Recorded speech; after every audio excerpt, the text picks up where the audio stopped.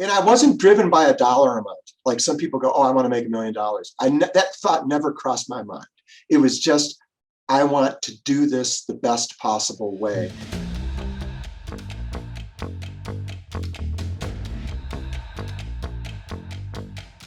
Welcome to the Break Free podcast. I am your host, David Mancella. Today we have with us an exceptional entrepreneur. I have with us somebody that, despite the odds, was able to make a very successful business with music. Brother, welcome to the show. How are you? Good to be with you. I'm great. How are you? Can you please tell me your full name? Where do you live and what do you do for a living? My name is Ken Arlen. I'm a musician. I play the saxophone and all the woodwind instruments. I have a company that I've developed over the years that provides live music for special events. So that would be anything from fundraisers, galas, trade show conventions, weddings, any kind of gathering, public, private gathering. Mm-hmm. And we provide all the entertainment for that. When I met you, I was very impressed because, in my family, we have a lot of musicians. Mm-hmm. And what happens with musicians that's what all they want to do is they end up doing that as a hobby. And right. they go get a job because they cannot sustain themselves financially, let alone having a successful business. Yeah. So when I met you, I was like, you are the proof that it can be done. It can so that you can live in fulfillment. It's true. It's true. Absolutely. All right, let's go back. Let's go discover how you did this so people like you can achieve what you have achieved. I'll try to share whatever little bit that I know. Yeah. So tell me, how did you get involved with music to begin with when you were a kid? I started playing music in the school system when I was in 5th grade. Continued to play through high school. My high school, Evanston High School, had a great music department. It was affiliated with Northwestern University. So I had the advantage of getting college level classes that I could take at Northwestern, like theory and that type of thing when I was in high school. Then when I got to college, I went to a small liberal arts college, Denison University, and they didn't have a great music department. There was a music department, and I did participate more on an extracurricular level. At that point, I was a biology major, and I was thinking I might want to go into medicine. I dated a girl in high school whose father was a doctor and had an influence on my thinking at that time. But I was always very much drawn to music. And the magnetic pull of music eventually won out in the end. I was pulled in that direction. Not a lot of support. I was the first musician in the family, so I don't think my family really knew what it meant. My father thought I was crazy to pursue that path. Although once I started to be successful, I became his biggest fan. Yeah. Well, like every other father in the world, because you worry about your kids ending up being a busker all their life. Yeah, he just didn't see how it was going to be possible for me to make a living. And quite honestly, it is a difficult path. At this stage in my career, I do a lot of mentoring. I talk at universities. I talk to students that want to pursue a career in music. And occasionally someone will ask me the question, how do I know if music is a good career for me? And my response is not one that they expect. And usually I say it's not. Mm-hmm. And then there'll be a little bit of an uncomfortable moment. And I'll say, let me elaborate. Most musicians I know don't ask that question. They don't feel that they have really another option. They're so drawn to it that they want to try to figure out a way to make it work. And they don't have a backup. They don't have an option. And I advise people not to have a backup. If you want to go into the arts, if you want to go into music, you need to give it 100%. And if you have a backup that is taking up 20 or 30% of your time and effort, then you're not giving music 100%. And to succeed, you really do have to be all in. So most people hear about, well, if you're going to go into music, have a backup plan. I do not advise backup plans. I advise follow your passion, go in 100%, try to make it work. But while you're doing that, you have to be smart about it, and you have to realize that it is a business. And the number one thing I tell students is you're an entrepreneur if you go into music, and your musical ability is your product, and all the laws of entrepreneurialism, all the laws of commerce, all the laws of business immediately apply to you, whether you like it or not. And most musicians that come from I'm an artist mentality, which of course you have to have a hard time, seeing it from that other point of view. Wow. I did the same mistake. I told my kids, yeah, be a musician, but have a backup plan. Yeah. And what happens with that is that the backup plan becomes the number one thing, right? If you have a backup plan, you're probably not going to be good at either one of them, because I think, David, being a successful entrepreneur, you're 100% in to your business. I've talked to you. I know you're passionate. Imagine taking 30% of your energy and applying it to something that isn't necessarily your unique ability, isn't necessarily your passion, isn't necessarily something that you visualize or see yourself doing into the future. That's just taking time and energy away. Mm. But if you're going to be a musician, then you have to be really smart about it, because it's very competitive. It's very, very difficult. Everyone knows that most musicians don't make a great living at it. And you have to apply a lot of what we know as the basic laws of entrepreneurialism to your music career. And that's really important information. And unfortunately, it's not information that they really teach very well in school. You can go to college and be a music major and maybe get a business of music class. It's probably not taught by someone that's gone out and had a successful business in music. It's probably an academic who, has put together, content, that I'm not saying it's not valuable, but the best information you'll get from someone who's out in the street. And I can tell you just a quick little story. I did a talk at Northwestern University. I was invited to be on a panel of 3 people to talk to graduate students. There were 20 of them, graduate students in music. And they asked me if I'd do it. I said, sure, of course, I'll do it. How much time? And they said, well, we have 3 people, it's 1 hour, and each of you will have 20 minutes. And I remember thinking to myself, you can't even scratch the surface of what I have to share, but that's okay. So we went and we each did our 20 minutes, and the room was very receptive. And when it was over, I said to the room, I know that this is formally over, but I will stay as long as you want me to stay and answer questions. The other 2 panelists left. I stayed with a group of 20. It was 7 to 8. I stayed until 1 in the morning. And wow. Not a single person got up from their seat. They were, and when it was over, they were like, oh my God, this is the information that we need. No one's told us this. This is because they're in an academic world. It's a big transition to go from school to career. Yeah. And I think there's a lot of anxiety around that. And, like, what's it like in the quote unquote real world? And to have someone who's out in the real world succeeding, doing the right things, in music, in performance, bringing in art, bringing in production, bringing in all the elements, is a great model to show people that it can really be done. That's fantastic. I remember when I graduated college, I thought I was going to become a computer consultant, open my first business, borrow the equivalent of $100,000 of today's money. And I just, fell on my face because I thought I knew it all and I knew nothing. Right? Yeah. The real world is so different from academia, isn't it? Not everyone is cut out with the entrepreneurial mindset. But I think the distinguishing feature is if you're engaging in an activity, and in this case, we're talking about music. If you're performing with groups. If you are looking at the situation from a big picture point of view, like I always talk about from 30,000 feet, and your mind begins to think like, I would do this differently. Mm-hmm. Like I have ideas about, like, if I were in charge of this production, this is how I would do it. It doesn't mean that you force that opinion on the management of that particular situation. If you're being hired to be a sideman, you be a sideman. You be the best sideman you can be. But if that's the way your mind is thinking, pretty good chance that you have the entrepreneurial mindset. Mm. Because really what the definition of an entrepreneur is, and we learned this from Dan Sullivan, and we're both in Strategic Coach, little well-kept secret.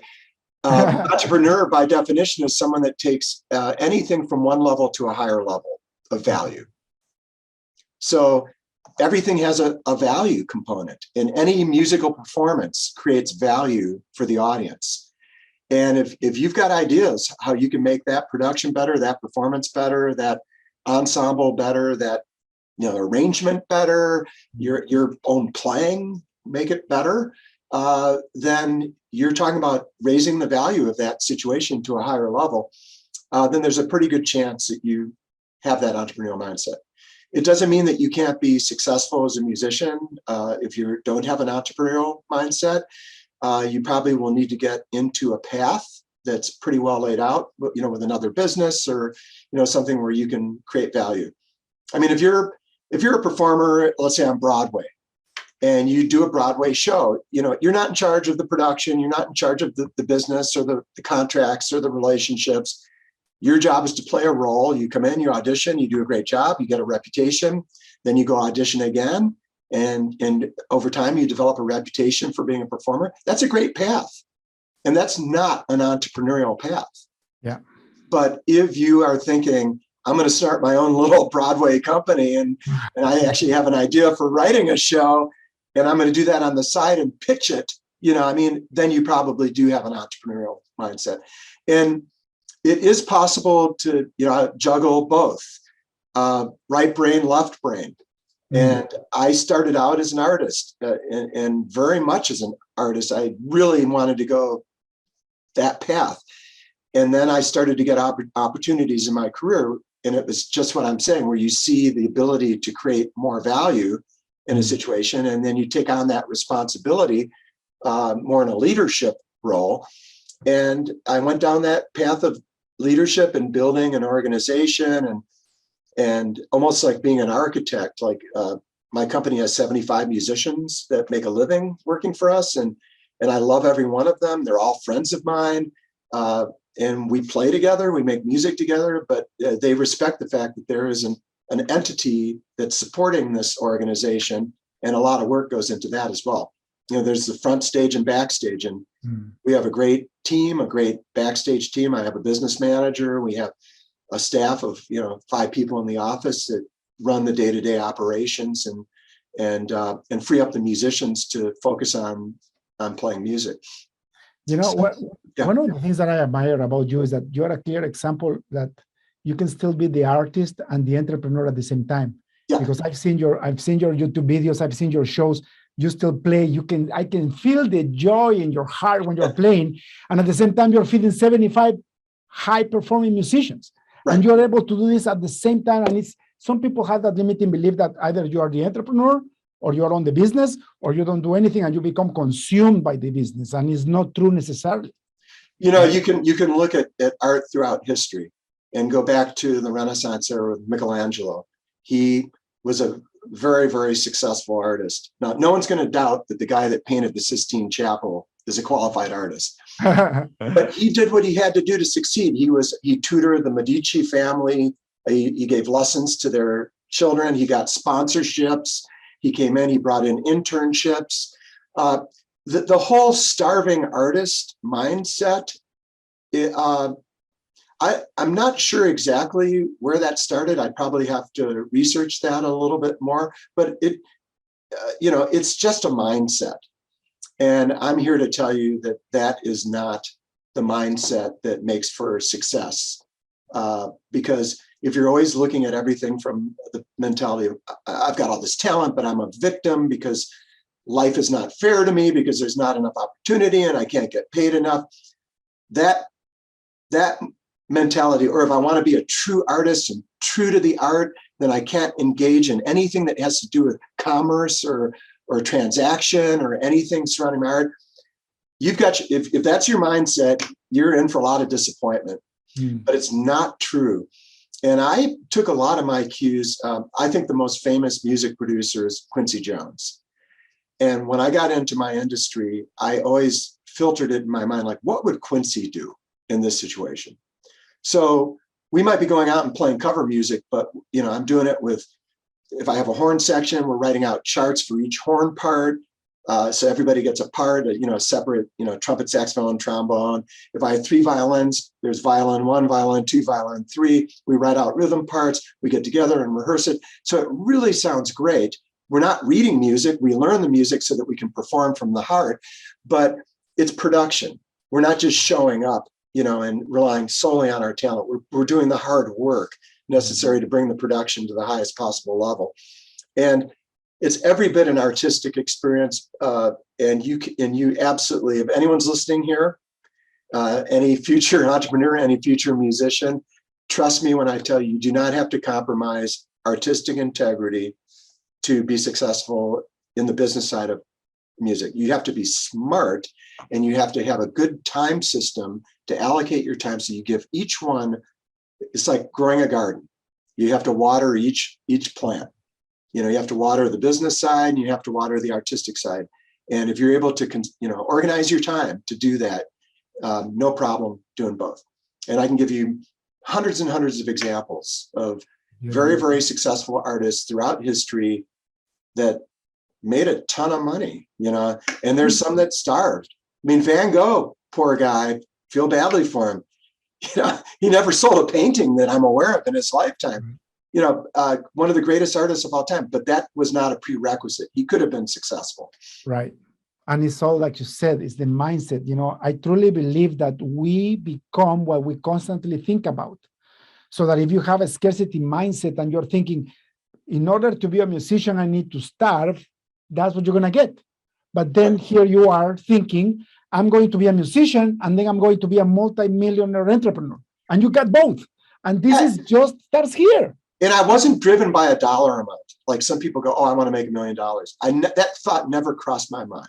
It was just, I want to do this the best possible way. I want to create the most value, and then the opportunities start coming. And then you just grow those opportunities. It's also very much about relationship building.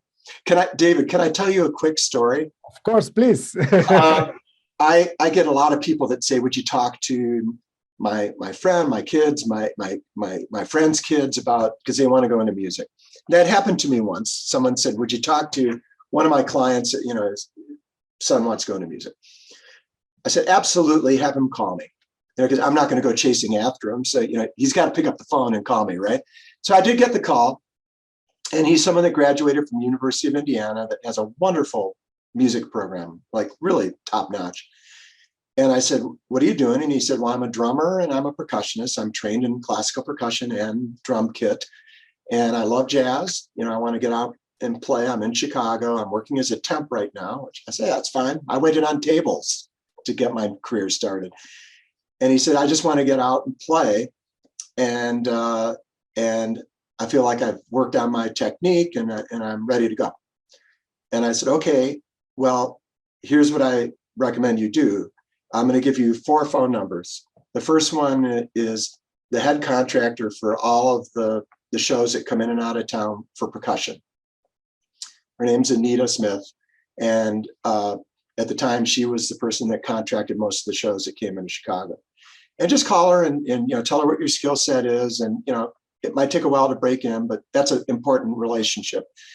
But then I'm going to give you the number of the 3 busiest drummers that I know in Chicago.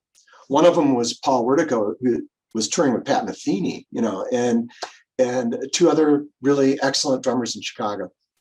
And I said, my recommendation is you call them up and take a lesson. And there's kind of a uncomfortable silence and a hesitation. And I said, are you good? And he said, Mr. Arlen, with all due respect, that's all I've been doing. I've been in school. I've been studying. I don't want to take any more lessons. I want to get out and play. And I said, I understand. And I'm coming from the assumption that you are the best drum kit player on the planet and you're the best percussionist on the planet. But you need relationships. You need people to know you and hear you. So if you go out and take a lesson with these people, they're going to hear you. They're going to know what you can do. And I already said they're the busiest drummers in Chicago. What does that mean? That means that their phone is ringing nonstop and they're turning down most of that work because they can't do it all. So everybody wants to help a young musician that wants to break in and who's on that path. So the likelihood, once they hear you and are comfortable, then they're in a position where they can refer you. They're not going to refer you from a phone call. They're going to refer you from sitting with you and hearing you play for half an hour. So that's why you do that, because that's for whatever they charge, $100 for that lesson, you got your foot in the door with that person. And then when you go out and do a gig, show up on time, do a great job. Now you got your foot in the door with those 8 musicians or whoever was on the stage and that leader, and word will get out over time. And that's how it works. So I was in my car. I said, call me tomorrow. I'll be in my office. I'll give you those 4 phone numbers. Guess what happened? He never went. He never called. I know. Oh, that's crazy. Yeah. So everybody creates their own reality. Yeah. And if someone's not successful and if someone's disgruntled and not happy on the entrepreneurial path or because everything we're talking about here about music applies to any business. Yeah. If you're not happy on the music path, if you're not happy, if it's not working, you need to be really honest with yourself about why isn't it working? Mm-hmm. And I could tell you so many stories. I could tell you a story about a great artist who got a major recording contract with Columbia Records. And then they put out a record, and then he started to complain. Every time I talked to them, it was a complaint. They're not promoting it. They're not putting money behind it. They're not supporting me the way I want to be supported. And I went, oh, that's interesting. I mean, they put out your record on a major label. Hey, I got a question. What are you doing? He goes, what do you mean? What am I doing? I said, well, what are you doing to help move this forward? Have you ever called them up and said, what can I do to help make this? Maybe you could go out to record stores and do signings. Maybe you could go out and do some promotion. Maybe there's a creative strategy for you to help get this record out there in a bigger way. And he goes, Ken, what are you talking about? That's their job. I'm the artist. My job is just to make the music. Yeah. And that's the disconnect, David. That's the problem. And I've seen it thousands of times. And not everybody wants to take on the responsibility of leadership. I mean, I'm going to be honest. I mean, there are times when it's a lot of work. But I came from an entrepreneurial family. My father was an entrepreneur. All my siblings are entrepreneurs. My uncle was an entrepreneur. So it's kind of in my DNA. But I've seen how hard they all work. And I never shied away from that. I was always willing to put in the extra work. Yeah. So nothing is going to just be landed in a silver platter on your lap. And what people don't get is that eventually it gets better and it gets easier. Yeah. But you have to put in the time. You have to put in your work. I remember when I started my business, I was working 16, 17 hours a day. And I did that for a long time. Yeah. And now I get to talk to beautiful people like you.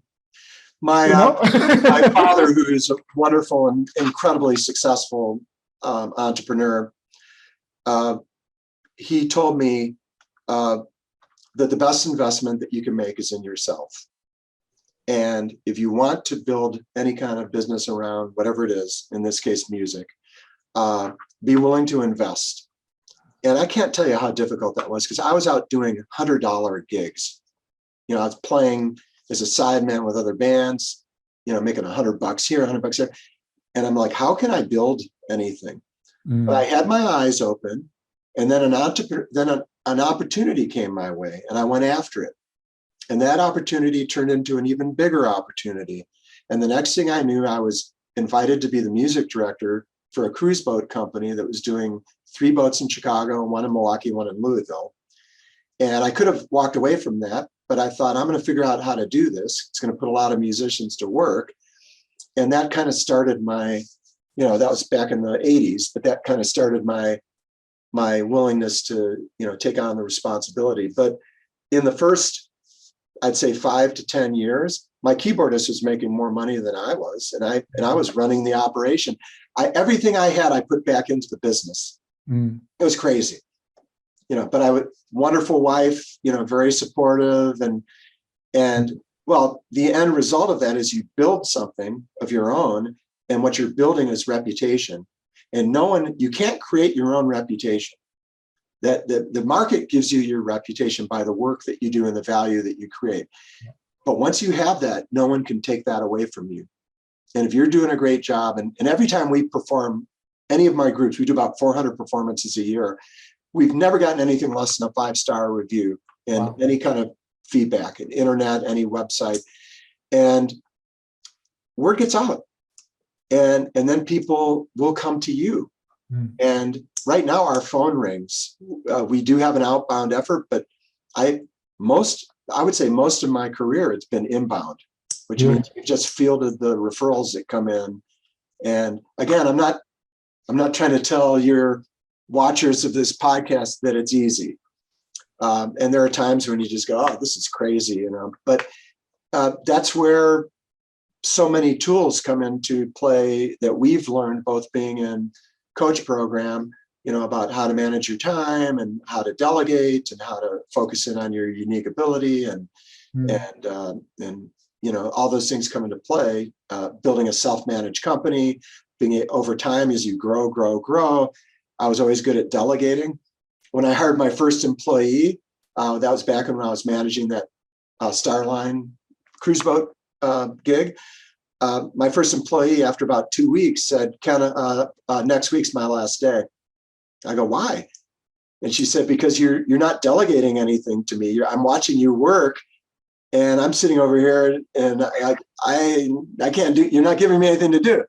And that was a big aha moment. It was like, wow, I've hired this person. I'm paying them. I better learn how to, to free myself up.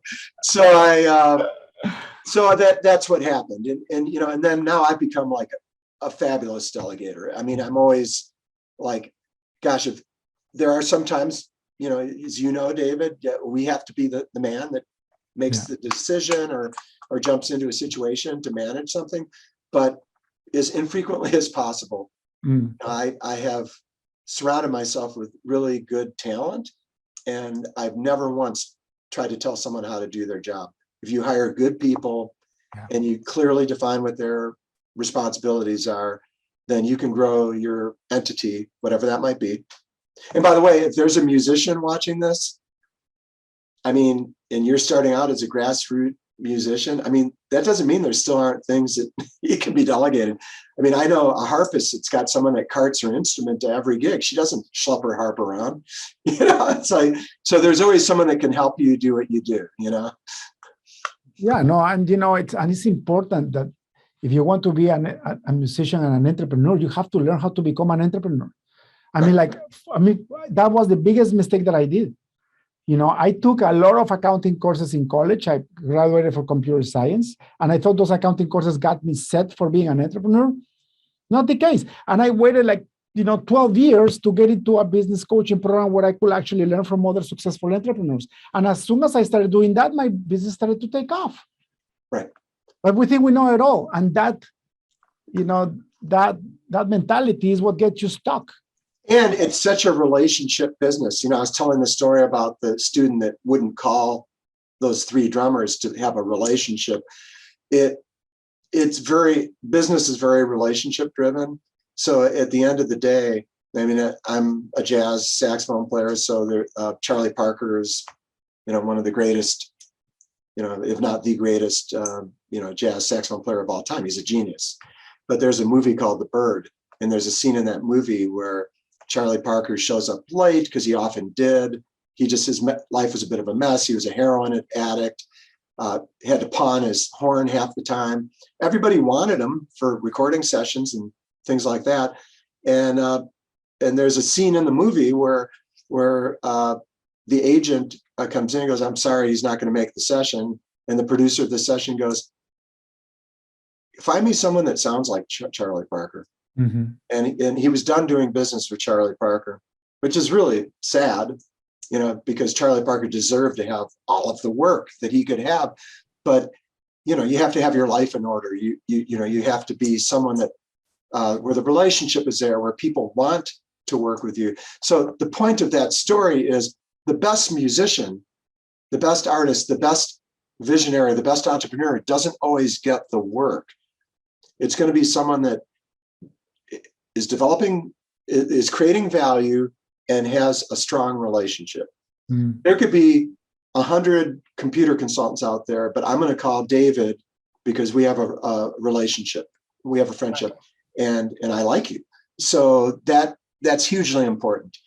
And so when that starts, by the way, for a musician when you're in school, like all those people that you're in school with, you know, they're going to be your future referral sources. Yeah.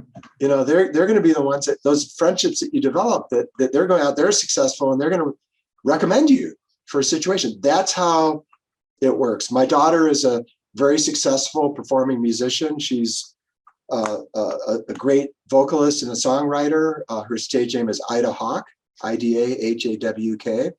Her real name is Jessie. She's just been on tour with Big Wild. They've collaborated on some songs. She's a feature vocalist.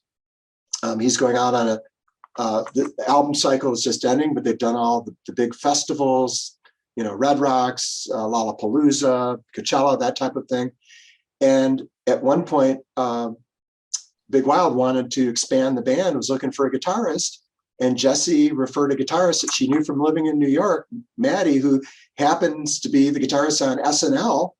Wow. And boom, you know, the connection's made. You know, it's referral, it's relationship. You know, that's how you build it. It's a people business. You know, it's funny because when people say David is in computers, I'm saying not. I'm in the people business that happen to use computers. That's it. It's still people. And you know, you and I both know that we have completely different businesses. You do computer programming and you know, develop solutions for people in the technology world. I'm a musician and I go out and do performances for events.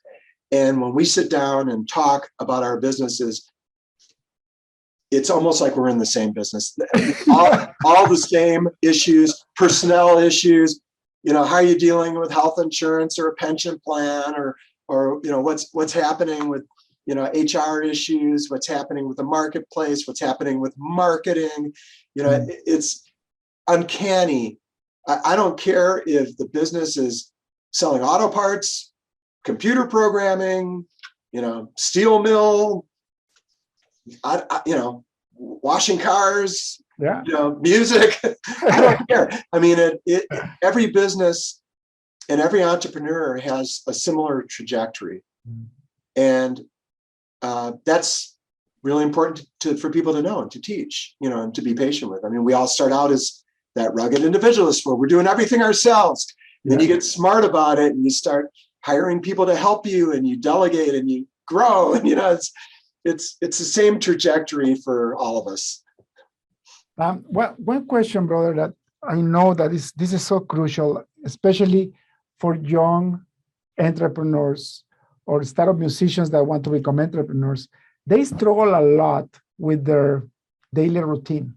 And I think that most people fail because they are on their own. They don't have a boss or they don't have a structure. They end up having a messy daily life that doesn't accomplish anything. How do you learn how to manage your time when you were going to start up? You know? Yeah. Well, first of all, I'm that person you just described me. I'm Really? left to my own. Yeah. I mean, I'm not an inherently organized person. That doesn't mean I don't have ideas and visions and things. It's like, but how to get there. What works for me personally and may not be what works for you or someone else. We're all wired differently. Mm-hmm. But what I do is I make a lot of lists. Everyone kids me, but I have like hundreds of legal pads. I always have one in front of me, you know, yellow legal pad, and I write things down, and I come up, I kind of organize that into 90-day goals. A lot of people, when they talk about goal setting, they talk about, you know, like you have to have your 10-year goal and your 5-year goal and your 1-year goal and your 6-month goal. That never worked for me. I can't think that far out into the future. You know, I can think about 90 days out, like a quarter. Yeah. So I write down, what do I want to get done? Well, I do two things. I make a list of everything I've accomplished in the last 90 days. because one of the inherent difficulties of being on the artistic or the musician or the entrepreneurial path is that we never look into the rearview mirror. We never look back to see where we've come from and what we've accomplished. So there's always that next thing that I have to get to. And there's that feeling like you're not going anywhere. Dan Sullivan calls it the gap. You measure yourself between where you are now and where you want to be. But where you want to be is like the horizon. And every time you walk towards it, the horizon moves farther away. So you measure yourself from where you are now to where you just came from.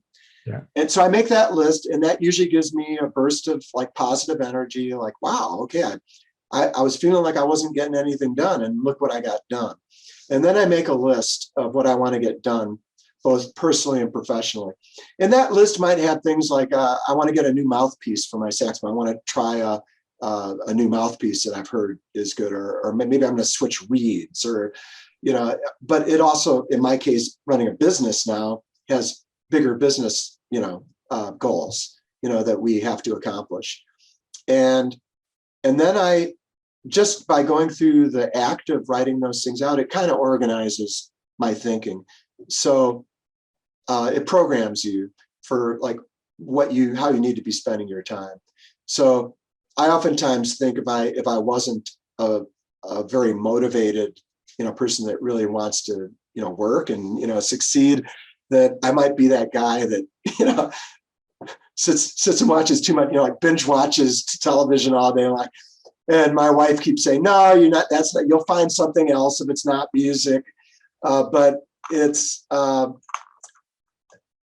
what you're addressing is an important point. My son is an academic, and to be a successful academic, and he got a PhD, he's now a professor of political science. He's published 7 articles in major publications. To go that path, you have to be incredibly focused. You have to put aside 4 or 5 hours a day where you write religiously, uninterrupted, non-compromising, and that particular path requires that kind of level of daily focus. As a musician and an artistic type, I'm just not wired that way.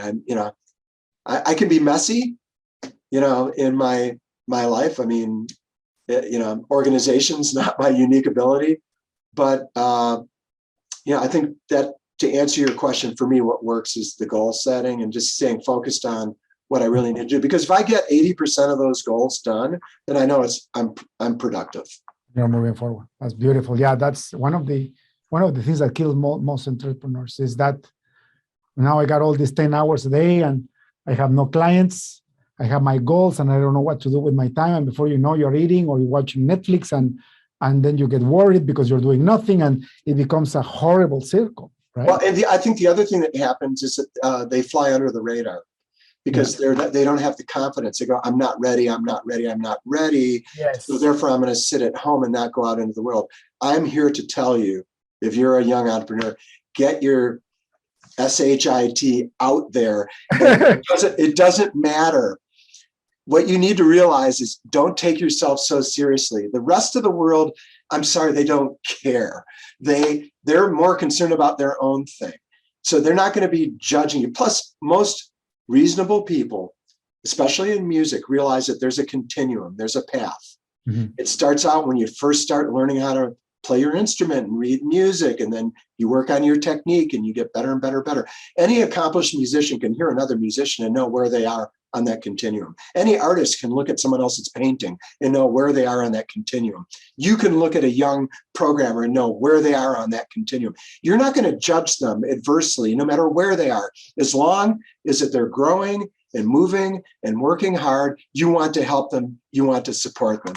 So flying under the radar is the worst strategy, because I said earlier, it's all about relationships. If nothing else, you need to be out in your community of like-minded people, and a certain amount of time needs to be spent sharing ideas, talking about the world, talking about your goals, what your visions are, and then opportunity will come. And the thing is, when Dan Sullivan says that the brain only registers what the eye see and the ears hear.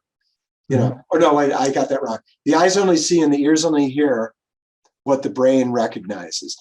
So the follow-up to that is when the Pope walks by a pickpocket, all the pickpocket sees is a pocket. Right. And he doesn't see the Pope. So the point being, you need to program yourself so that when opportunity does come, you recognize that as opportunity and then push through the door.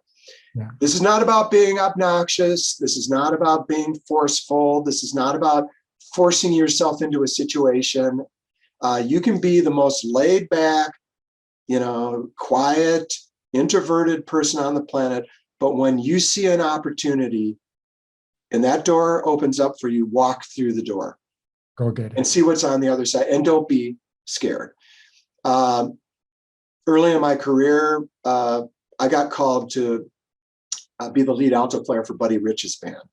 And at that point in my career, I was really just making kind of the transition from clarinet to saxophone. I was really young. I was not qualified to be the lead alto player in Buddy Rich's band. I didn't even own an alto. My friend, because it was a relationship, said, Ken, you got to do this. And I said, well, can I borrow your alto?